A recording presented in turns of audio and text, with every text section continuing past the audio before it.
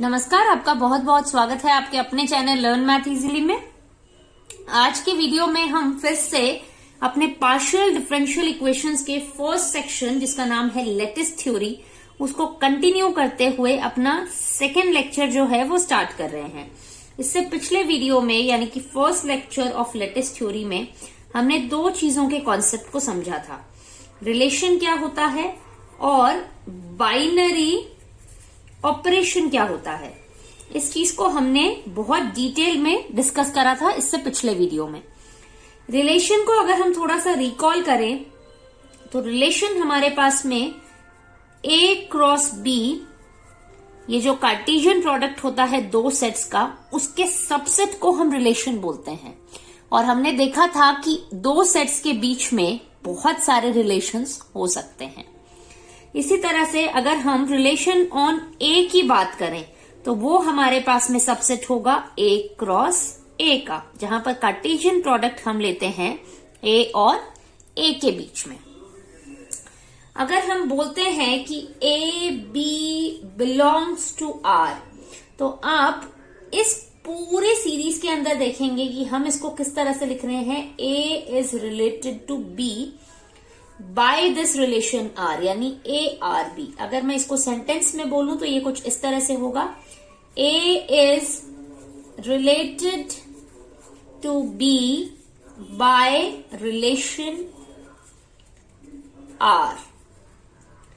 अब हमारे पास में A B belongs to R जो है उसको हम थ्रू आउट द टॉपिक या तो ARB लिखेंगे या फिर यहां पर R की जगह ये वाली टर्म यूज करी जाती है। ये बेसिकली टर्म होती है लेस देन और इक्वल टू। अब तक मैथमेटिकली हम इसको लेस देन और इक्वल टू डिस्कस करते आए हैं, लेकिन यहां पर A is related to B, ये हम इस तरह से लिखेंगे, A less than equal to B। और रिलेशन हमारे पास में कोई भी हो सकता है। रिलेशन जो है वो फिक्स नहीं है कि लेस देन इक्वल टू ही हो। रिलेशन हमारे पास में कुछ भी हो सकता है, लेकिन जो स्टैंडर्ड नोटेशन होगी वो हमारे पास में हम A less than equal to B लिखेंगे। ये less than equal to addition relation भी हो सकता है, usual less than equal to भी हो सकता है, डिवीजन भी हो सकता है, कोई भी रिलेशन हो सकता है, लेकिन हम जो टर्म है वो लेस देन इक्वल टू यहां पर यूज करेंगे थ्रू आउट द सीरीज। अब हम बात करते हैं आज के वीडियो में, जहां पर मैं आपको एक्सप्लेन करने वाली हूं पॉसेट के बारे में, यानी कि partially ordered set. Partially ordered set, किसी भी सेट को हम पार्शियली ऑर्डर्ड सेट कब कहते हैं। यहां पर इसकी जो स्टैंडर्ड टर्म है, ये पार्शियली ऑर्डर्ड सेट, यहां से P उठाया है, यहां से O उठाया है और ये सेट हमने पूरा लिखा है और इसको हम पोसेट कहते हैं। पूरी पार्शियली ऑर्डर्ड सेट लिखने की बजाय हम throughout the topic poset word का यूज करने वाले हैं। अब किस तरह की सेट को हम पोसेट कहते हैं ये हम आज के वीडियो में डिस्कस करेंगे। तो सबसे पहले तो ये कि P हमारे पास में कोई भी नॉन एम्प्टी सेट है और R जो है वो उस पर डिफाइंड एक बाइनरी ऑपरेशन है। हम जानते हैं कि किसी भी सेट के ऊपर हम बहुत सारे बाइनरी रिलेशंस जो हैं वो डिफाइन कर सकते हैं और ये चीज हमने पिछले वीडियो में देख रखी है कि वो कितने होते हैं, उन्हें किस तरह से डिफाइन किया जाता है। तो एक सेट के ऊपर हम बहुत सारे बाइनरी रिलेशंस जो हैं वो डिफाइन कर सकते हैं। अब हम कोई भी एक रिलेशन को P के साथ अगर देखें तो क्या ये जो कॉम्बिनेशन है P with respect to R, ये एक पोसेट है या नहीं है। ये एक पोसेट कब होगा, जब फर्स्ट ऑफ ऑल हमारे पास में ARA होगा, यानी हर एक जो एलिमेंट है P का वो खुद से रिलेटेड होगा। For all A belongs to P, अगर मैं इसको देखूं तो हर एक जो ये ऑर्डर्ड पेयर है AA, ये हमारे पास में R के अंदर बिलोंग करना चाहिए। सेकेंड कंडीशन हमारे पास में, इसको हम बोलते हैं रिफ्लेक्सिविटी। इसको हम बोलते हैं रिफ्लेक्सिविटी। सेकेंड है हमारे पास में कि अगर हमारे पास में ए जो है वो बी से रिलेटेड है एंड बी जो है वो ए से रिलेटेड है, इसका मतलब क्या होना चाहिए कि ए और बी जो है वो बराबर होने चाहिए, एक दूसरे से इक्वल होने चाहिए। For all A B belongs to P. इसका मतलब क्या हुआ कि अगर हमारे पास में ordered pair A B R के अंदर बिलोंग कर रहा है and ordered pair B A R के अंदर बिलोंग कर रहा है, इसका मतलब ये दोनों जो एलिमेंट्स हैं वो बराबर होने चाहिए। इस कॉन्सेप्ट को हम बोलते हैं एंटी सिमेट्री। थर्ड कॉन्सेप्ट है हमारे पास में कि अगर ए बी से रिलेटेड है एंड बी जो है वो सी से रिलेटेड है बाय दिस रिलेशन आर, इसका मतलब क्या होना चाहिए कि ए जो है वो सी से रिलेटेड हो। For all A B C belongs to P. A B से रिलेटेड है, इसका मतलब क्या हुआ कि अगर ordered pair A B R में बिलोंग कर रहा है and ordered pair B C जो है वो भी आर में बिलोंग कर रहा है, देन ऑर्डर्ड पेयर ए सी जो है वो भी आर में बिलोंग करना चाहिए।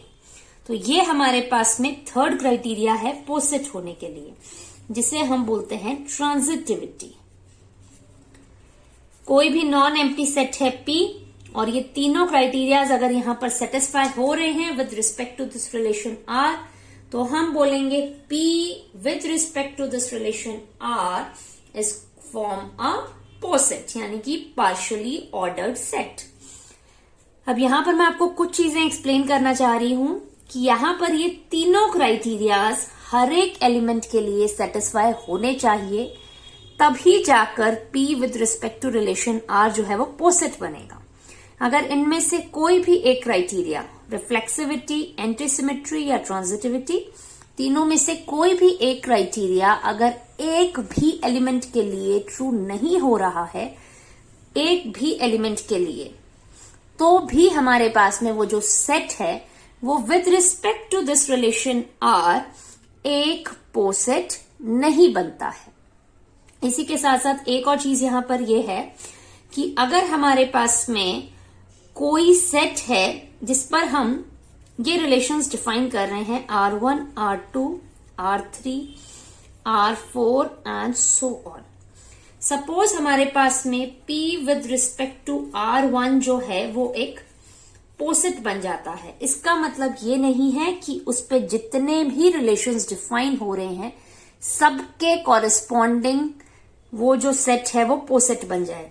अगर P with respect to R1 एक पोसेट बन रहा है, इसका मतलब ये बिल्कुल जरूरी नहीं है कि P with respect to R3 या P with respect to relation R3 या P with respect to relation R4 भी एक पोसेट बन जाए। आपको अगर पोसेट बनने का क्राइटेरिया चेक करना है तो आपको इंडिविजुअली हर एक के लिए चेक करना पड़ेगा। तो ये हमारे पास में पोसेट से रिलेटेड कुछ एक इंट्रोडक्शन थी, उसकी कुछ हिंट्स थी कि बेसिकली पोसेट यानी कि पार्शियली ऑर्डर्ड सेट होता क्या है। अब अगर एग्जाम में आपको इसकी फॉर्मल डेफिनेशन पूछी जाती है तो आपको उसको किस तरह से लिखना है वो मैं आपको बताती हूं। A non-empty set P together with a binary relation R is said to be form a poset if the following conditions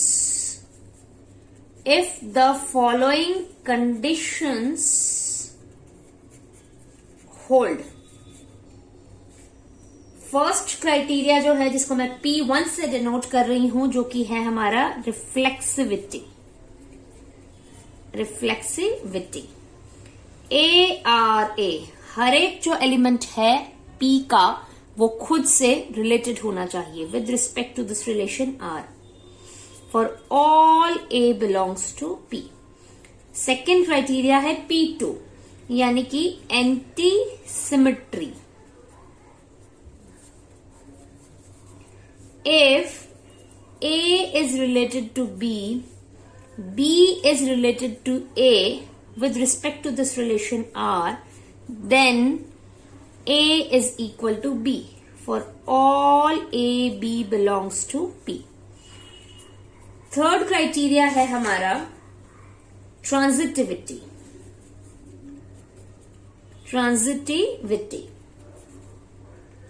If A is related to B and B is related to C, then A is related to C. For all A, B, C belongs to P. अब मैंने आपको एक और चीज बोली थी कि हम थ्रू आउट द सीरीज यहां पर R की जगह लेस देन इक्वल टू का इस्तेमाल करने वाले हैं, और ये जरूरी नहीं है कि usual less than equal to ही हो, ये कोई भी रिलेशन हो सकता है। ये हम आगे आने वाले एग्जांपल्स में देखेंगे। इस लाइन को भी आप यहां पर लिख लीजिए। We generally use the symbol less than equal to in place of R। तो ये हमारे पास में फॉर्मल डेफिनेशन है पोसेट की, जिसे आप अच्छे से समझ लीजिए, क्योंकि अगर आपको एग्जाम में पूछा जाता है तो आपको यही वाली जो डेफिनेशन है वो आपको लिख के बतानी है। तो अब कुछ हम एग्जांपल्स ले लेते हैं। एग्जांपल्स अगर हम लेंगे तो उससे आपको इस कॉन्सेप्ट को समझना बहुत बहुत ज्यादा आसान हो जाएगा। तो चलिए शुरू करते हैं एग्जांपल्स से।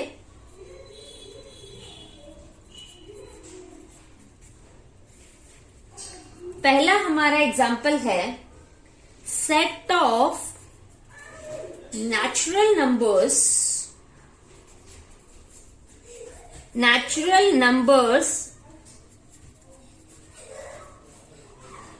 with divisibility as a relation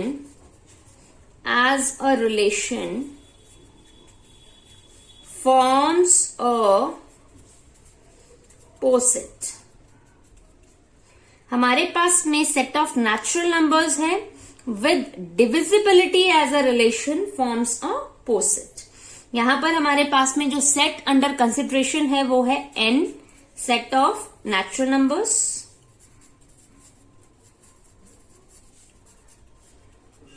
यहां पर दो नंबर्स आपस में रिलेटेड कैसे हैं, यानी a b से कैसे रिलेटेड है, a less than equal to b if and only if A divides B।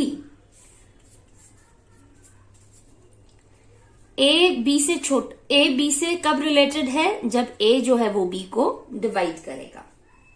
अब ये पोसेट बना रहा या नहीं बना रहा with respect to this relation, ये हमें चेक करना है। सबसे पहले हम पोस्टुलेट 1 को चेक करते हैं, यानी कि हमारा रिफ्लेक्सिविटी। A जो है वो हमेशा खुद से रिलेटेड होता है because A always divides A। यहां पर हमारे पास में A को जब हम A से डिवाइड करते हैं तो 1 आता है for all A belongs to N। तो यहां पर रिफ्लेक्सिविटी वाला जो क्राइटेरिया है वो सेटिस्फाई हो रहा है।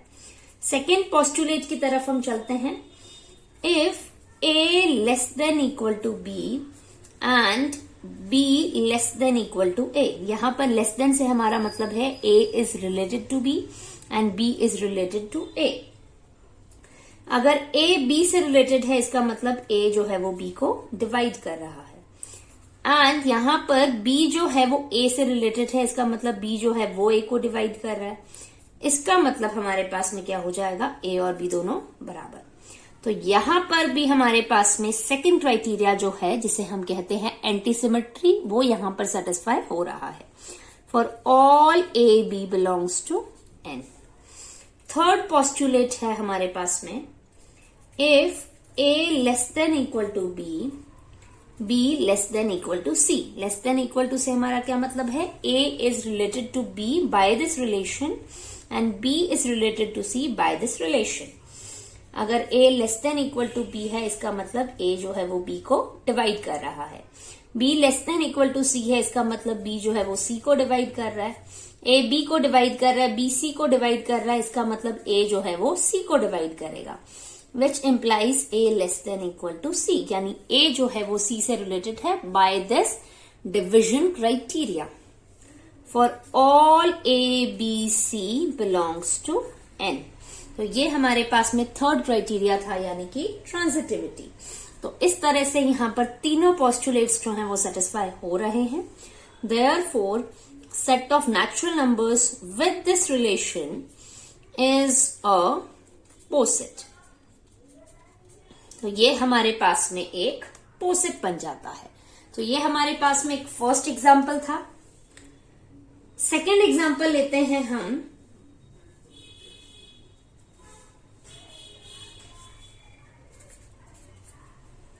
R less than equal to set of real numbers with usual less than equal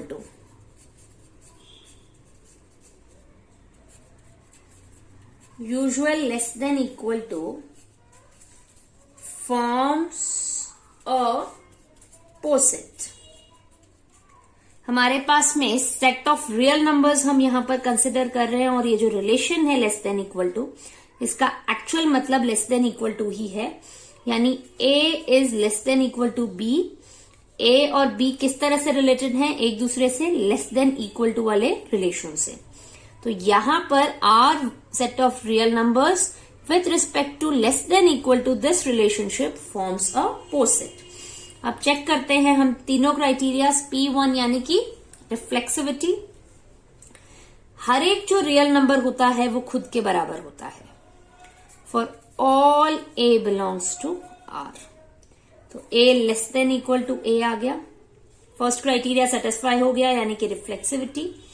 second है हमारे पास में कि अगर a less than equal to b है and b less than equal to a है, a b से छोटा या उसके बराबर है, b a से छोटा या उसके बराबर है, इसका मतलब क्या हुआ, a और b दोनों बराबर हैं for all a b belongs to r। तो हमारे पास में सेकेंड क्राइटेरिया यानी कि एंटी सिमेट्री जो है वो सेटिस्फाई हो जाता है। थर्ड है हमारे पास में पोस्टुलेट, जिसे हम कहते हैं ट्रांजिटिविटी। अब वो चेक करते हैं। अगर a b से छोटा या उसके बराबर है और b c से छोटा या उसके बराबर है, इसका मतलब क्या हुआ, a जो है वो c से छोटा या फिर उसके बराबर होगा for all a b c belongs to r। तो यहां पर इस तरह से थर्ड क्राइटेरिया यानी कि ट्रांजिटिविटी जो है वो भी सेटिस्फाई हो रहा है।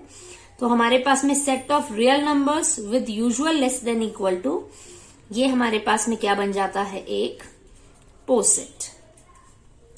तो सेकेंड वाला जो एग्जाम्पल है वो भी हमारा यहीं पर हो जाता है। अब हम आते हैं अपने थर्ड एग्जाम्पल पर। मैं अलग अलग तरह के एग्जाम्पल्स यहां पर कंसिडर कर रही हूं, जिससे आपको ये जो कॉन्सेप्ट है वो बहुत अच्छे से क्लियर हो जाए।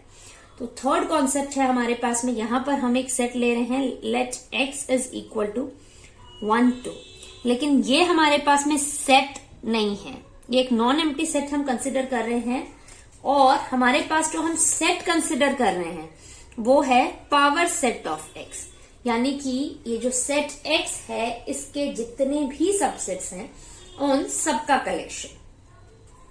तो ये हमारे पास में आएगा empty set 5, singleton set 1, singleton set 2 and a set containing 2 elements 1 and 2। तो ये हो गया 5, singleton set 1, singleton set 2, x।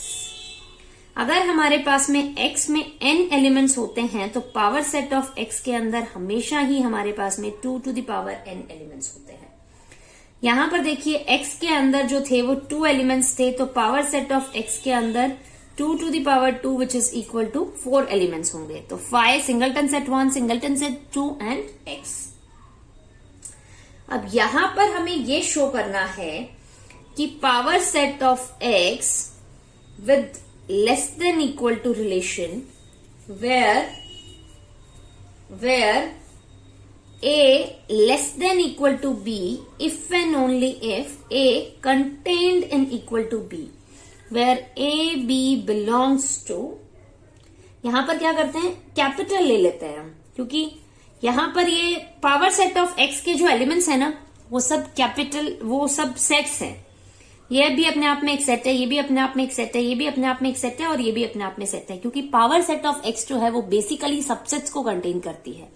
तो यहां पर हम ऐसे ले लेते हैं A less than equal to B if and only if A contained in equal to B।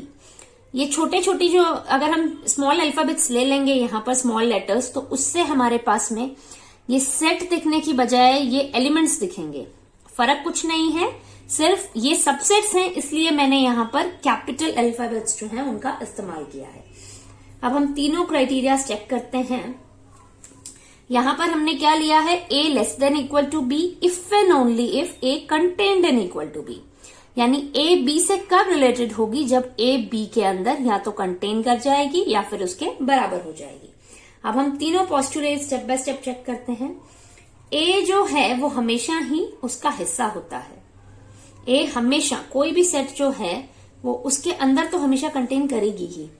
For all A belongs to power set of X। Second है हमारे पास में क्राइटेरिया जिसे हम कहते हैं एंटीसिमेट्री। ये अगर A B के अंदर कंटेन कर रही है एंड B A के अंदर कंटेन कर रहा है, इसका मतलब A और B दोनों बराबर होंगे। For all A B belongs to power set of X। Third criteria है हमारा ट्रांजिटिविटी, यानी कि अगर A B के अंदर कंटेन कर रही है, if A contained in equal to B and B contained in equal to C, इसका मतलब क्या हुआ, A जो है वो C के अंदर कंटेन कर जाएगी। ये हमारे पास में देखिए C है जिसके अंदर B कंटेन कर रही है और B के अंदर A कंटेन कर रही है, तो A तो ऑटोमेटिकली C के अंदर कंटेन कर गई। तो यहां पर थर्ड क्राइटेरिया यानी कि ट्रांजिटिविटी जो है वो भी हमारे पास में सेटिस्फाई हो रहा है। तो रिफ्लेक्सिविटी, एंटीसिमेट्री एंड ट्रांजिटिविटी, तीनों क्राइटेरियाज जो हैं वो यहां पर हमारे पास में सेटिस्फाई हो रहे हैं। तो हम यहां पर लिखेंगे दस power set of X Px contained in equal to forms a poset where